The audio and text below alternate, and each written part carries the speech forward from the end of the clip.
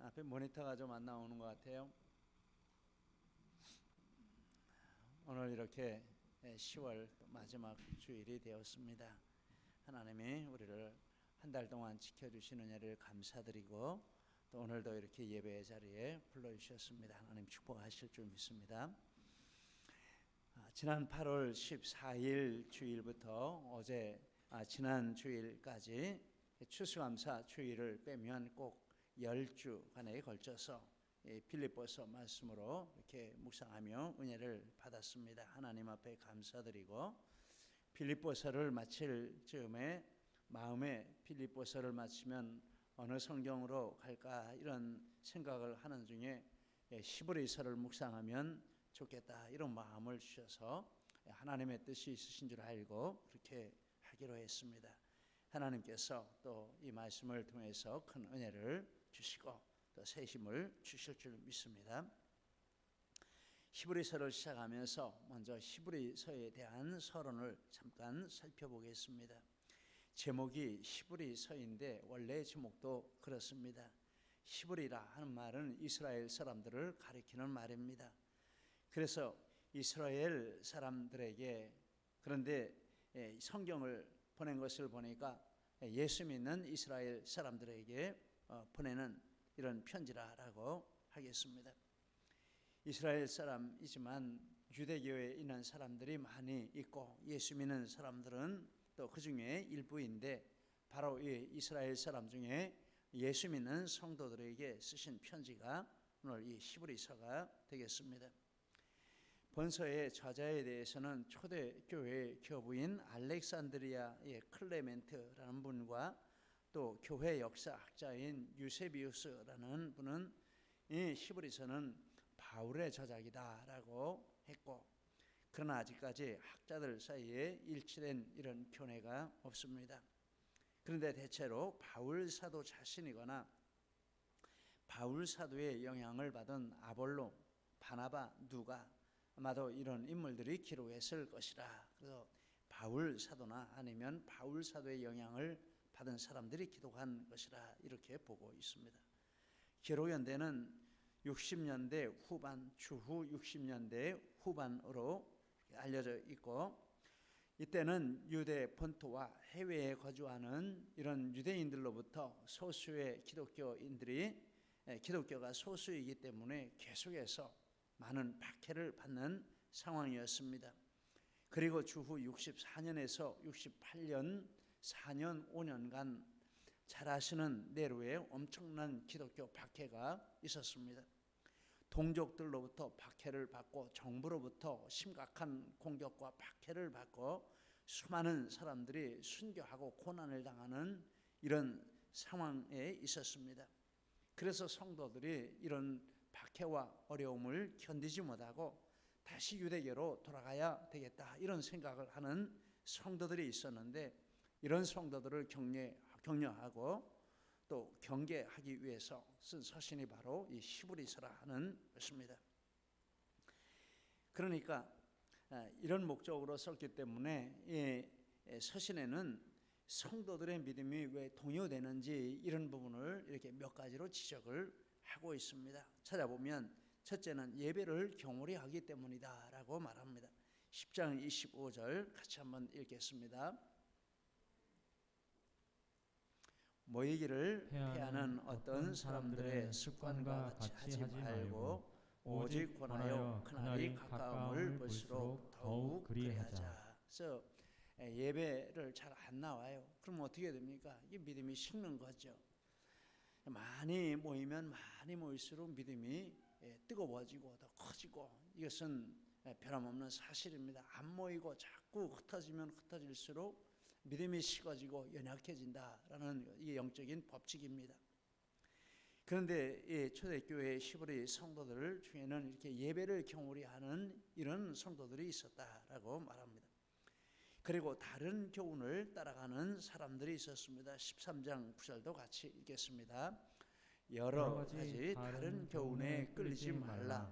마음은 은혜로서 굳게 함이 아름답고.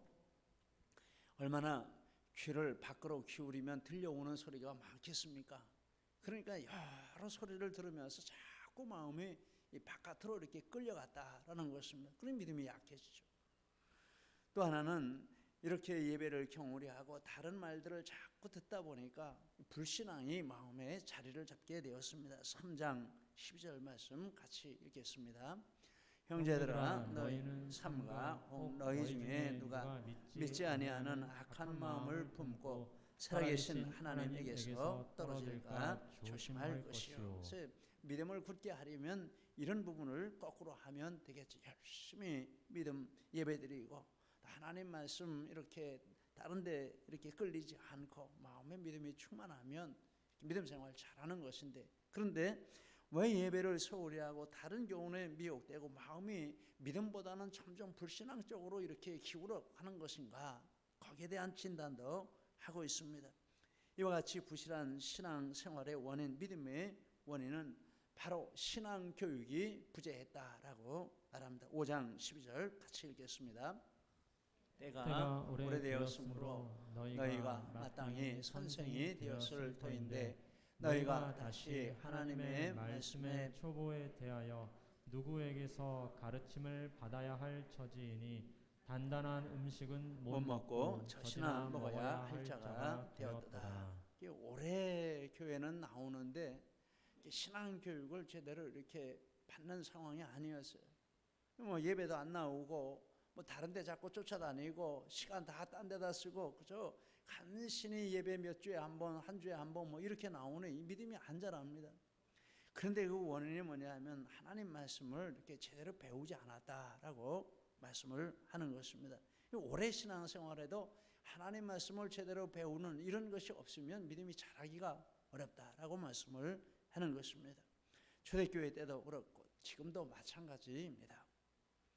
신앙교육의 부재는 성도들로 예수 없는 신앙생활을 하게, 예수님이 모르는지 그냥 이렇게 교회 오고 하고 하니까, 그러니까 종교생활을 하는 것이지 신앙생활, 참된 생명 있는 신앙생활을 한다 이렇게 할 수가 없다라는 것입니다.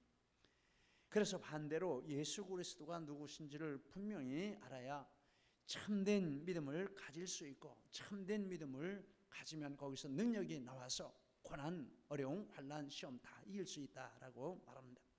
로마서 8장 35절 이하를 같이 읽겠습니다. 누가 우리를 그리스도의 사랑에서 끊으리요? 환난이나 곤고나 박해나 피곤이나 적신이나 위험이나 칼이랴. 이 모든 일에 우리를 사랑하시는 이로 말미암아 우리가 넉넉히 이기느니라. 이와 같은 능력이 하나님의 말씀을 배워서 예수님에 대해서 분명히 알고 믿을 때 이런 능력이 그 믿음에서부터 나오게 된다라고 말합니다. 자, 성경이 이렇게 말씀합니다. 제가 읽어드리겠습니다. 디모데후서 3장 13절 이하에 악한 사람들과 속이는 자들은 더욱 악하여져서 속이기도 하고 속기도 하나니 그러나 너는 배우고 확신한 일에 거하라. 너는 내가 누구에게서 배운 것을 알며 어려서부터 성경을 알았나니 성경은 능히 너로 하여금 그리스도 예수 안에 있는 믿음으로 말미암아 구원에 이르는 지혜가 있게 하느니라. 디모데전서 4장 13절 이하에 이렇게 말합니다. 내가 이를 때까지 읽는 것과 권하는 것과 가르치는 것에 전념하라. 모든 일에 전심전력하여 너의 성숙함을 모든 사람에게 나타나게 하라. 내가 내 자신 가르침을 살펴 이 일을 계속하라. 이것을 행함으로 내 자신과 내게 듣는 자를 구원하리라. 그래서 우리가 들고 다니는 성경이 더러워야 됩니다. 성경이 더러우면 마음이 깨끗하고 성경이 깨끗하면 마음이 더럽고, 여러분 우리 성경은 어떻습니까? 깨끗합니까? 더럽습니까? 한번 보시기를 바랍니다. 지금은 이렇게 특별 집회를 부흥회라 이렇게 하는데 옛날에는 사경회라고 했습니다. 사경회는 이 성경 말씀을 이렇게 배우는 집회라는 뜻입니다. 부흥회라 하지 않고 사경회라고 했는데, 근데 언제 부흥이 일어났냐 하면 이 사경회가 뜨거울 때, 활발할 때 부흥이 일어났습니다. 크고 놀라운 부흥이 하나님의 말씀을 배우는 이런 일들을 통해서 일어났다라는 것입니다. 오늘날도 마찬가지인 줄 믿습니다. 어제 이렇게 뉴스를 보는데 이태원에 수많은 사람들이, 수만 명들이 모였는데 왜 모이는지 모르겠다 이런 뉴스가 나왔습니다. 오늘 아침에 뉴스를 보니까 사고가 나서 150명이 죽었대, 깔려가지고. 그리고 100명 가까이 부상을 당했는데 신원도 파악이 안 되고 이래서 지금 난리가 났다 이러면서 긴급 뉴스가 이렇게 나오고 있습니다. 이 사람들이 왜 모였나 보니까 할로윈데이래요. 할로윈데이는 귀신 축제하는 날입니다. 귀신 탈쓰고 뭐 이렇게 춤추고 돌아다니고, 그냥 안 믿는 사람들이 그 할로윈데이라는 이런 것을 만들어 가지고 술집에 가서 술 먹고 뭐 난리치고 춤추고 이러다가 너무 많이 모였으니까 깔려서 죽었는데 150명이 깔려 죽었다, 이런 뉴스가 나왔습니다. 난리가 났다, 이렇게 나왔습니다. 그런데 그날이 토요일인데 거기는 우리 믿는 식구는 아무도 없겠다, 이런 생각을 하는데, 근데 누가 합니까? 있는지 없는지 그건 모르는 거죠. 만약에 있다고 하면 왜 거기 갔겠습니까? 성경적인 이 믿음이 없기 때문에 거기 간 겁니다. 진짜 믿음 있는 식구들은 뭐 하겠습니까? 토요일 날 주일 준비하면서 일찍 자고 내일 예배 준비하고 사역 준비하고 이렇게 바쁘죠. 눈 돌릴 틈도 없죠. 그런데 형식적인 신앙생활 하니까 이렇게 사람 모인다니까 놀러 가자 이러고 갔다면 사고 나는 거죠. 여러분, 우리가 시험을 이기고 환난을 이기고 바른 신앙생활을 하려면 하나님 말씀을 배우는 이것이 필수인 줄 믿습니다. 우리 교회는 하나님 말씀 배우기를 이런 목표로 두고 나아가고 있습니다. 그래서 이렇게 그리스도가 누구인지를 배워야 하기 때문에 배워야 믿음의 바른 신앙생활을 할 수 있는데, 지금 히브리서 성도들은 말씀을 배우지 못하고 가장 큰 문제는 예수님이 누구신지를 잘 몰라요. 그러니까 믿음 생활을 제대로 못하는 것입니다. 그래서 이 히브리서의 주제는 바로 예수 그리스도입니다. 그리스도가 누구이신지를 이렇게 분명하게 설명하고 보여주는 이것이 히브리서의 목적입니다. 그래서 이것을 나누면 이렇습니다. 첫 번째는 그리스도 신분의 우월성, 1장 1절로 4장 13절, 여기에 보면 예수 그리스도는 히브리인들이 가장 위대하게 생각하는 새 존재인 선지자, 천사, 그리고 모세보다도 더 우월한 분이시다, 이런 내용을 말씀을 하고 있습니다. 선지자들은 메시아가 오심을 선포하라고 보내심을 받은 일꾼들입니다. 천사들은 메시아를 섬기는 종들입니다. 가장 위대한 서인 모세조차도 하나님의 집의 사환에 불과하다, 이렇게 본문에서 말씀을 하고 있습니다. 반면에 예수 그리스도는 모든 선지자들의 예언의 성취자이시고 천사들을 부리시는 주인이시고, 모세는 사환이지만 예수 그리스도는 하나님의 집의 아들이시고 하나님 자신이시다, 이렇게 말씀을 합니다. 그러므로 그리스도는 이 세상에 어떤 대상과도 비교가 되지 않는, 유대인들이 믿는 그 신앙의 대상과도 비교가 되지 않는 절대적이고 유일한 존재시다라고 말씀을 합니다. 우리는 예수님이 그런 분이신 줄 믿습니다. 두 번째, 예수 그리스도의 사역의 우월성을 말합니다. 4장 14절부터 10장 18절까지 말씀합니다. 예수 그리스도의 대제사장 사역은 완전하고 흠이 없다라고 말합니다. 구약의 히브리인들이 가장 존경하는 사람의 대제사장들이죠. 그런데 그들은 자신이 흠이 많고 연약하고 불완전한 존재들이므로 죽음에 굴복하고, 그래서 그 사역이 또한 불완전하고 그러므로 자주 바뀌었다, 이렇게 히브리서에서 말씀을 합니다. 반면에 예수 그리스도는 무죄하시고 무음하시고, 그리고 백성의 죄를 완전하게 대속하시고 사망을 정복하신 완전하고 영원한 대제사장이시다라고 말합니다. 그러므로 예수 그리스도의 대제사장의 사역과 직분은 완전하고 영원하다라고 말합니다. 유대교인들이 믿는 구약의 대제사장 제도를 따라가는 것이 얼마나 어리석은 것입니까? 완전하고 참된 대제사장인 예수님을 믿는 것이 얼마나 완전한 믿음입니까? 그래서 그리스도인의 신앙의 우월성을 말합니다. 10장 19절로 13장 25절까지 이렇게 말씀합니다. 예수님을 믿는 믿음은 어떤 다른 것을 믿는 믿음보다도 더 우월하고 특별하다라고 말합니다. 예수 그리스도는 그 신무와 사역이 우월하시고 유일하시므로 그리스도를 믿는 그리스도인의 신앙 역시 우월하고 유일하다라고 말씀을 합니다. 그러므로 그리스도를 믿는 신앙은 다른 어떤 신앙보다 탁월하고 모든 고난을 이기게 하고 위대한 역사를 이루게 하고 마침내 하나님 나라 천국에까지 들어가는 능력이 있다라고 말합니다. 그런데 이 진리는 구약시대에 오실 그리스도를 바라보고 믿었던 성도들을 통해서 이미 증명되었다라고 히브리서 11장에서 말씀합니다. 유명한 믿음장이죠. 거기 보면 구약의 성도들이 오실 그리스도를 믿음으로 말미암아 그들 시대의 모든 영적인 도전과 시험과 공격을 다 이기고 위대한 역사를 이기고 승리했다라는 예를 말씀을 하고 있습니다. 그러므로 이제 이 히브리서를 받는 성도들과 우리들이 할 일이 있는데 어떤 고난에도 견고하게 예수 그리스도를 확신하고 그분을 붙드는 이것을 하면 모든 일에 승리한다라고 말씀합니다. 12장에서 13장에 이런 말씀을 하고 있습니다. 이것이 히브리서 이런 전체를 이렇게 대략으로 살펴보면 그렇습니다. 첫째, 그리스도의 신분이 우월하시다. 둘째, 그러므로 그리스도의 사역이 우월하시다. 셋째, 그러므로 예수 그리스도를 믿는 이 신앙은 우월하고 유일한 신앙이다라고 말씀을 하고 있습니다. 이런 신앙을 가지고 있으므로 여러분은 흔들리지 마시기를 바랍니다. 이런 부탁을 하는 것입니다. 이제 본문으로 들어가서 하나님은 옛적에 선지자들을 통하여 말씀하셨다라고 말합니다. 1절에 옛적에 선지자들을 통하여 여러 부분과 여러 모양으로 우리 조상들에게 말씀하신 하나님이라고 했습니다. 옛적은 언제입니까? 옛적은 구약시대를 가리키는 것입니다. 그 시작은 넓게는 아담부터라 할 수 있고 본문의 의미로는 구약 성경이 기록되기 시작한 모세 때부터라고 하겠습니다. 그때 하나님이 이렇게 말씀하신 시대였습니다. 그래서 그 시작은 주전 1500년 모세 시대의 시작이 되었고 구약 시대의 마지막은 주전 400년 말라기 선지자를 마지막으로 이렇게 계시 시대가 끝이 났다라는 것입니다. 하나님은 그 시대에 특별히 이 선지자들을 세워서 말씀을 하셨습니다. 선지자라는 문자적인 뜻은 미래의 일을 말하는 자라는 뜻이고 성경적인 뜻은 하나님으로부터 계시를 받아 선포하도록 임명된 사람이라는 뜻입니다. 사무엘하 23장 2절 이하를 같이 읽겠습니다.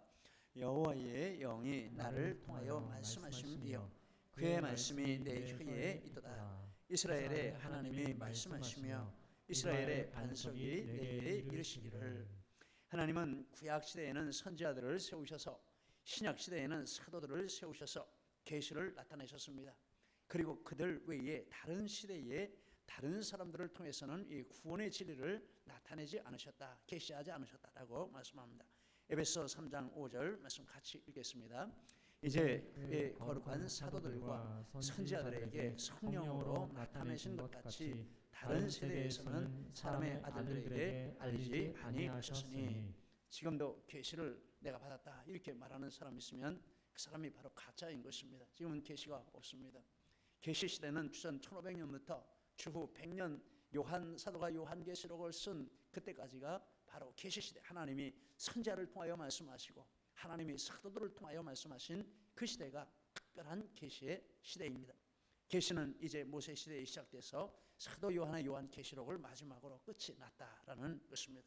그리고 그 계시를 기록해서 우리에게 주셨는데 이것이 바로 66권 성경 말씀이 되겠습니다. 하나님은 여러 부분과 여러 모양으로 말씀하셨다라고 했습니다. 여러 부분과 여러 모양은 다양한 방법으로라는 뜻입니다. 하나님은 하나님의 계시를 다양한 방법으로 나타내 주셨습니다. 이 여러 부분과 여러 모양을 리빙 바이블은 이렇게 말합니다. 환상과 꿈과 대면과 기타 여러 다양한 방법으로 말씀하셨습니다. 구약 성경에 보면 환상에 대한 이야기도 많이 나옵니다.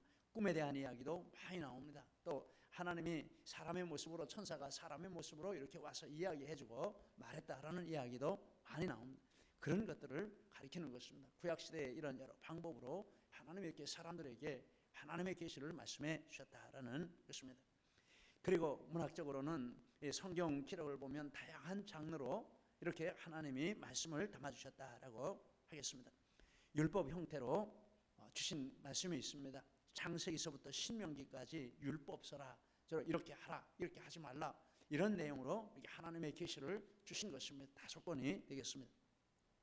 역사서가 있습니다. 역사를 기록한 형태로 하나님이 이렇게 선민들에게 또 세계 역사에 이렇게 역사하셨다라는 이런 것을 통해서 하나님의 뜻이 이렇게 분명히 나타났다라고 보여주는 역사 형태의 성경 기록이 있습니다. 여호수아서부터 에스더까지 12권이 되겠습니다. 거기 보면 흥미진진한 역사에 대한 기록이 있는데 그 역사 사건을 통해서 하나님이 이렇게 하나님의 구원을 계시해 주셨다라고 말합니다. 시가 형태가 있습니다. 욥기부터 아가서까지 5권이 있는데 거기는 시로 찬송으로 또 이런 경구로 이런 것들로 하나님의 마음과 하나님의 구원의 뜻을 이렇게 말씀을 해주고 있습니다. 예언서가 있습니다. 이사야부터 말라기까지 17권 합 39권의 성경에 이렇게 하지 말라 이런 율법 형태로만 나온 것도 아니고 여러 모양으로 우리가 사용하는 모든 방법을 다 동원해서 하나님이 이렇게 계시를 다양한 방법으로 담아서 우리에게 주셨다라고 말씀을 합니다. 또 구속사의 완성도에 있어서는 점진적으로라는 뜻입니다. 처음에 한꺼번에 다 이렇게 주시면 이해할 수도 없고 받아들일 수 없으니까 사람이 이해할 수 있을 정도로 조금씩 이렇게 깨닫게 하시고 보여주시고 알려주셨다라는 뜻입니다. 하나님께서 새 생명을 주실 때 잉태될 때는 세포에 불과합니다. 그러나 이 산모의 몸이 그 아이를 받아서 이렇게 점점 키우고 받아들이고 이렇게 키울 수 있는 그 능력에 따라서 아이가 점점 커집니다. 없는 사람 모양이 만들어지고 그렇게 해서 나중에 출산할 때는 완전한 사람의 형태로 이 세상에 나와서 삶을 살게 되는 것입니다. 이처럼 메시아를 보내시는 계시도 하나님은 점진적으로 이렇게 나타내 주셨다라는 것입니다. 아담과 하와가 타락했을 때는 가죽옷을 지어 입히셨습니다. 창세기 3장 21절. 그래서 이렇게 죄를 가리워주는 역사가 있을 것이다 라고 보여주신 것입니다. 출애굽 때는 양을 잡아서 피를 흘리심으로 이렇게 피를 흘려서 죄를 대속하시는 역사가 앞으로 일어날 것이다 라는 것을 보여주셨습니다. 성전 시대에는 제사장 제도와 성막의 구조로 메시아의 사역과 또 메시아의 하실 일들에 대해서 신분에 대해서 다양한 방법으로 이렇게 말씀을 해주셨습니다. 성막론이라고 하는 이런 학문이 있습니다. 거기서 하나님이 메시아에 대해서 어떻게 이렇게 자세히 보여주셨는지를 이렇게 가르치는 학문입니다. 굉장히 많은 시간이 들어가는 것입니다. 예언서 시대에 그때에는 하나님이 말씀 선포를 통해서 메시아는 하나님의 사람으로 오시는 하나님이 사람으로 오시는 분이심과 또 태어나실 장소, 감당하실 사역에 대한 내용들을 직접적으로 더 구체적으로 이렇게 말씀을 해주셨습니다. 성경을 한번 읽겠습니다. 이사야 9장 6절 같이 읽겠습니다. 이는 한 아기가 우리에게 낳고 한 아들을 우리에게 주신 바 되었는데 그의 어깨에는 정찰을 메었고 그의 이름은 기묘자라 모사라 전능하신 하나님이라 영존하시는 아버지라 평강의 왕이라 할 것입니다. 이와 같이 놀랍게 피를 흘리게 될 것이다. 또 이렇게 허물을 덮어줄 것이다. 이렇게 했는데 이사야서에 오면은 이렇게 하나님이 사람의 모양으로 오신다. 이렇게 말씀을 했습니다. 미가서 5장 2절도 같이 읽겠습니다. 베들레헴 에브라다야 너는 유다 족속 중에 작을지라도 이스라엘을 다스릴 자가 내게서 내게로 나올 것이다. 그의 군부는 상부의 영혼에 있느니라. 메시아가 오시는데 메시아가 출생하시는 장소는 베들레헴이라 이렇게 구체적으로 이야기를 해주셨습니다. 그래서 예수님은 베들레헴에서 태어나셨습니다. 여러분 지금 메시아라고 하면서 베들레헴에서 안 태어난 사람은 다 가짜입니다. 정말 누가 메시아라고 할 때 그 고향이 어딘가 출생지가 어딘가 살펴보면 금방 다 알 수 있습니다. 근데 속아 넘어가는 거 보면 성경을 공부를 안 한 거죠. 이 정도도 공부를 안 한 거죠. 메시아가 베들레헴에서 온다. 이것도 모르는 거죠. 스가랴 9장 9절을 같이 읽겠습니다. 시온에 따라 크게 기뻐할지어다. 예루살렘에 따라 즐거이 부를지어다. 보라 내 왕이 내게 임하시나니 그는 공의로우시며 구원을 베푸시며 겸손하여서 나귀를 타시나니 나귀의 작은 것 곧 나귀 새끼니라. 나귀 새끼 타고 예루살렘에 들어가 본 경험이 없는 사람은 최소한 메시아 될 자격이 없습니다. 뭐 외제차 타고 좋은 거 하고 이렇게 하고 자기를 영광스럽게 나타내고 천만에 만만에 아닙니다. 겸손하다고 했고 나귀를 탔다고 했는데 그 사람이 나귀 타고 예루살렘에 들어간 거 있나 한번 살펴보십시오. 아니면 가짜입니다. 이렇게 정말 구체적으로 이렇게 하나님이 이렇게 나타내 주셨습니다. 점점 창세기서부터 선지서에 이르기까지 다 나타내 주셨는데 그 모든 것들이 이렇게 메시아가 오실 것을 이렇게 말씀을 하신 것입니다. 그리고 이렇게 말씀하신 것은 하나님의 이런 구원 계시의 한없는 풍성함과 부유함을 나타내시기 위한 방편이고 둘째는 우리의 능력에 맞게 가르쳐 주시려는 하나님의 사랑의 배려라 하겠습니다. 새 구원의 진리를 이렇게 공부해 들어가고 이렇게 하면 너무 하나님의 구원의 이 진리의 세계가 너무 깊고 너무 높다 이렇게 고백하게 됩니다. 로마서 11장 33절에 이렇게 말합니다. 제가 읽겠습니다. 깊도다 하나님의 지혜와 지식의 풍성하며 그의 판단은 헤아리지 못할 것이며 그의 길은 찾지 못할 것이로다. 우리가 아무것도 모르니까 먼데 이러지만 이렇게 하나님 앞에 계시를 받고 하나님의 구원 계시를 이렇게 신약 성경의 절반을 기록한 바울 사도가 하나님의 계시에 대해서 말씀할 때 도대체 알 수가 없다. 그 깊이를 알 수가 없고 그 높이를 알 수가 없다. 이렇게 말씀할 정도입니다. 그래서 하나님은 이런 다양한 방법으로 말씀을 해주시고 또 한편으로는 우리의 지식이 부족하기 때문에 이해할 수 있도록 조금씩 이렇게 나타내 주시고 여러 방편으로 나타내 주셨다라는 것입니다. 하나님의 사랑의 표시인 줄 믿습니다. 성경 읽을 때 어렵고 힘들면 하나님이 나를 사랑하셔서 이렇게 여러 방법으로 말씀해 주셨구나 이렇게 생각하시고 오히려 감사하시고 기도하시면서 주여 알려주옵소서 기도하시면서 말씀을 사모하면 그 깊은 뜻도 알려주시고 또 우리에게 은혜가 되고 축복이 되는 역사도 주실 줄 믿습니다. 이 모든 날 마지막에 하나님은 아들을 통해서 말씀을 하셨습니다. 2절 말씀에 이렇게 말씀합니다. 모든 날 마지막에는 구약 계시의 마지막에 이런 뜻이 되겠습니다. 아들을 통하여 말씀하셨다라는 것은 예수 그리스도가 구약의 모든 예언의 성취이시다라는 것입니다. 그래서 구약의 모든 것들은 예수님을 통해서 완성이 되었고 더 이상 구약에 어떤 것들을 붙들 필요가 없고 오직 예수님만 분명하게 알고 예수님만 분명하게 믿으면 된다라는 것입니다. 유대교로 돌아갈 필요가 없다. 돌아가는 것은 오히려 미련하고 어리석은 행위다라고 말씀을 하는 것입니다. 그러므로 예수님을 믿는 것이 최고의 믿음이고 최고의 능력인 줄 믿습니다. 이것은 히브리서를 쓴 시대뿐만 아니라 오늘 우리 시대에도 마찬가지라고 믿습니다. 그래서 성경은 예수님을 항상 바라보라라고 권면을 합니다. 같이 읽겠습니다. 3장 1절 말씀 같이 읽습니다. 그러므로 함께 하늘의 부르심을 받은 거룩한 형제들아 우리가 믿는 도리의 사도이시며 대제사장이신 예수를 깊이 생각하라. 무슨 일이 있을 때 예수님을 깊이 생각하고 예수님이 어떻게 하셨을까 그걸 생각해야 한다라는 것입니다. 4장 14절 같이 읽겠습니다. 그러므로 우리에게 큰 대제사장이 되시니 승천하시니 곧 하나님의 아들 예수시라. 우리가 믿는 도리를 굳게 잡을지어다. 이와 같이 우리가 예수님을 믿는 도리를 더 견고하게 붙잡아야지 흔들리면 안 된다라고 말합니다. 12장 12절 같이 읽겠습니다. 믿음의 주요 또 온전케 하시는 이인 예수를 바라보자. 그는 그 앞에 있는 기쁨을 위하여 십자가를 참으사 부끄러움을 개의치 아니하시더니 하나님 보좌 우편에 앉으셨느니라. 그래서 예수님이 가신 그 길을 예수님을 바라보고 따라가면 우리도 이와 같이 영광스러운 승리의 자리에 설 수 있다라고 말씀을 하는 것입니다. 그런데 이것을 누구에게 말씀을 하셨습니까? 우리에게 말씀을 하셨다라고 말합니다. 우리는 바로 이 시간 이 자리에 앉아있는 우리 모두를 가리키는 말씀인 줄 믿습니다. 그러므로 우리는 항상 예수님을 생각하고 예수님을 바라보고 예수님을 믿는 믿음을 굳게 잡음으로 사단의 모든 공격, 미혹, 시험을 이기고 승리하는 축복의 주인공들이 다 되시기를 예수님 이름으로 축복합니다. 우리 함께 기도하시겠습니다. 우리 말씀을 붙들고 함께 기도하십니다. 세상의 어떤 것도 예수 안에 있는 사람을 흔들 것은 없습니다. 어떤 시험도 어떤 환난도 어떤 유혹도 예수 안에 있는 우리의 믿음을 흔들 수 없습니다. 넘어뜨릴 수 없습니다.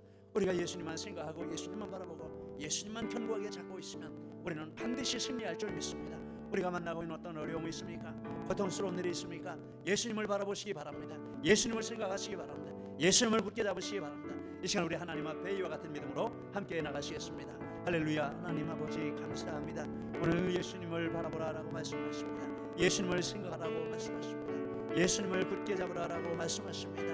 하나님 아버지 우리가 세상에 다른 것들을 바라볼 때가 많습니다. 예전의 생활을 바라보고 예전에 좋아하던 것들을 바라보고 세상의 헛된 것들을 바라보며 탄탄하고 낙심하고 두려워할 때가 많습니다. 하나님 그러나 이제 우리는 예수님만 바라보게 하시고 예수님만 생각하게 하시고 예수님만 붙드는 저희들 되도록 하나님 함께하여 주옵소서. 더 예수님을 깊이 알아가고 그 위에 우리의 믿음을 세우기를 힘쓰는 저희들 되도록 하나님 축복하여 주옵소서. 예수님이 모든 것의 주인이신 줄 믿습니다. 유일하신 구원자이시오 유일하신 주님이신 줄 믿습니다. 예수님과 함께 승리하며 예수님과 함께 하나님 나라에까지 닿도록 하나님 저희들의 믿음을 더하시고 은혜를 더하여 주옵소서. 감사드리며 예수님 이름으로 기도드립니다. 아멘.